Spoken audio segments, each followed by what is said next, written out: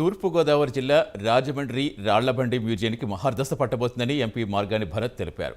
గోదావరి గట్టున ఉన్న రాళ్లబండి సుబ్బారావు పురావస్తు ప్రదర్శనశాలను భరత్ పరిశీలించారు. నూతన మ్యూజియం భవన నిర్మాణానికి ఇప్పటికే కేంద్ర ప్రభుత్వం 10 కోట్లు మంజూరు చేస్తుందని, తొలి దశలో 4 కోట్లు విడుదల చేస్తుందని ఆయన తెలిపారు.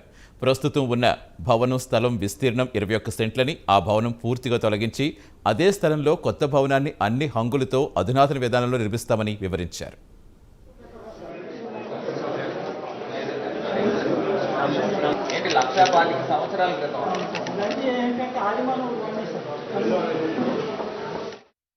ఇవన్నీ కూడా కేంద్ర ప్రభుత్వానికి ఆర్కియాలజీ డిపార్ట్మెంట్కి నేను లెటర్ తయారు చేసి స్టేట్ గవర్నమెంట్ ద్వారాగా పంపించడం జరిగింది. ప్రపోజల్ ఒక 10 కోట్ల రూపాయలకి పంపిస్తే ఫస్ట్ ఫేజ్లో 4 కోట్ల రూపాయలు శాంక్షన్ ఇవ్వడం జరిగింది.